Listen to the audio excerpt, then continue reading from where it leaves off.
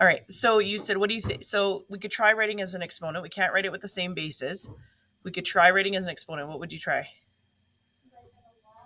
Yeah, or sorry, as a log. Yeah,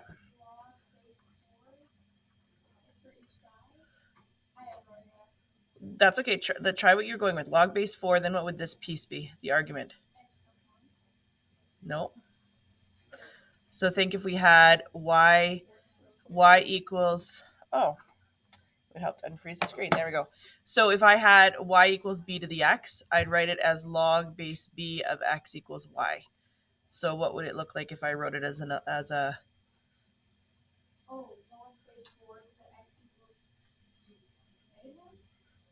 so this would be my b value. This would be my x. No, yeah. Nope, sorry. Try that again. If I'm writing it this way, I'm making this my b. Yeah, it's just going funny. So I would make this my b, and then this is like my y. Oh, sorry, I did this wrong. Should be log base b y equals x. That's what I did wrong. So this would be like my b. This is like my x, and this is like my y. So how would I rewrite it? 6 to the x, yeah, x plus 1. Could we do anything with this at this point?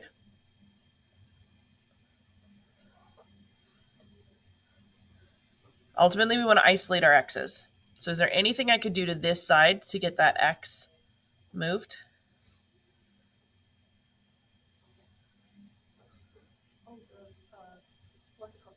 The power law. The power law says we can bring this forward.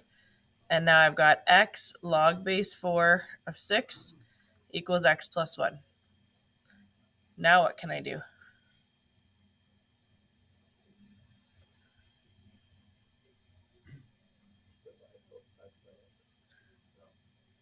Okay, I could do that. Divide both sides by x.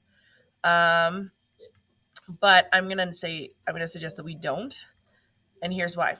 Because log base 4 6 is just a number. So I could go into my calculator. And by the way, this is one way to do it. I'm going to show you another way here in a minute. I just want to see if you could do it with what you know so far. So I'm just going to move these side by side.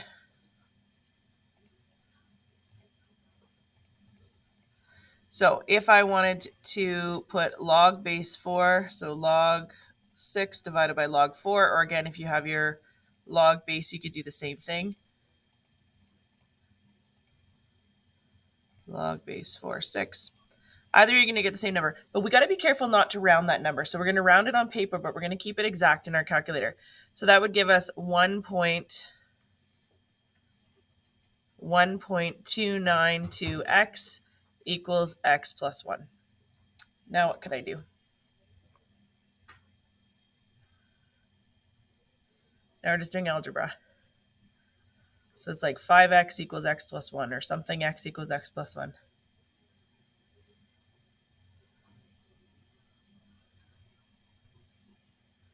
You guys know that. Don't let this part trip you up. If I had 5x equals x plus 1, what would I do? I'd subtract an x, yeah. So I'm doing this same thing. It's just that I'm working with a decimal. So I'm going to subtract 1 from both sides. Subtract 1 from both sides. So that's going to be 0.292x equals 1. Now, how do I get x by itself? Yeah, 1. Oops. So 1 divided by that answer. Again, it's going to be important that you bring that down at all times. So x is going to equal 3.42. Oh, 3.42. All right, that's one way to do it. Okay. The other way that I haven't shown you yet is something called taking the log of both sides. And so I'm just going to draw a line down here. If I take the log of both sides, what I'm doing, it's just like if I were to multiply both sides by 2 or multiply both sides by 3.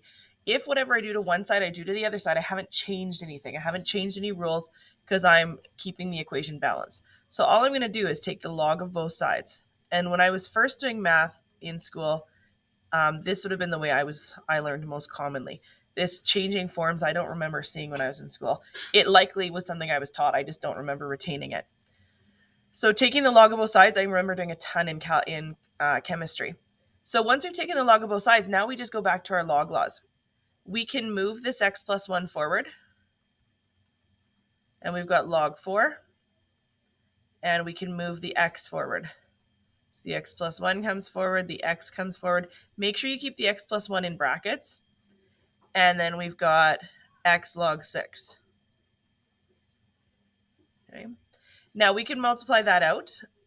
We could also just bring the x over if we wanted to, but I'm going to multiply it out. So it's going to be x log 4, x log 4 plus log 4 equals x log 6. What do you think we would do at this point?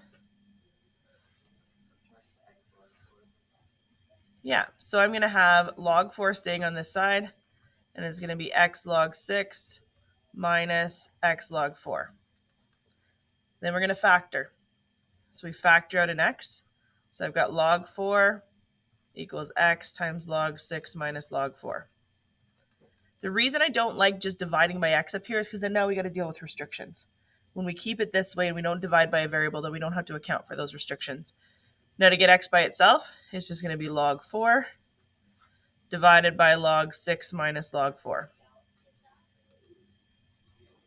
Now we can evaluate that on our calculators. We could go to log laws if we wanted to. If I wanted to do this without my calculator, that's the same as saying log 4 over log 6 minus log 4 over log 4. What's log 4 over log 4? 1. So this is just 1.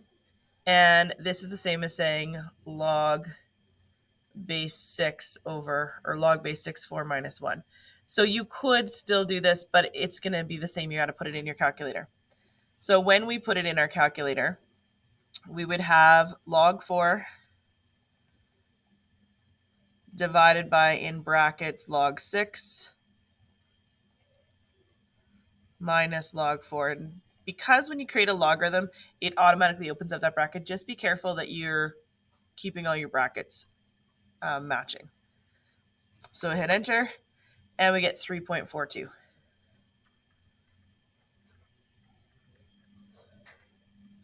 So both methods work. It's just going to be a matter of which one you find easier. Anytime that you can't write these in common bases and you can't just easily convert it to a logarithmic form, you can just take the log of both sides. And you don't see it happen a lot. Some of them get really messy, but it's not something that we see quite too commonly. Okay. Now, what if I want to check my answer? How could I verify my answer graphically? Or can I verify it graphically? Exactly. Anytime we have an equation, it does not matter what kind of equation it is. If we have an equation, we can graph left side, right side, and intersect them. And so what I like about the exponential function stuff is that if you're solving an exponential equation, you can at the very least check it on your calculator. So when you're doing a test, it's like having an answer key right beside you. You can check your answer on your calculator. In 30-1, it is expected that you do everything algebraically. In the curriculum, it says very clearly that technology is not part of this. But I think it's important to know that you can check your answers with your calculator, but you still have to be able to show all the work algebraically. So if I graph these, second calc, intersect. While I can't see the intersection on screen, it's still within my domain. Notice I get 3.42. So I can verify what my answer is, and then just have to do the algebra to support it.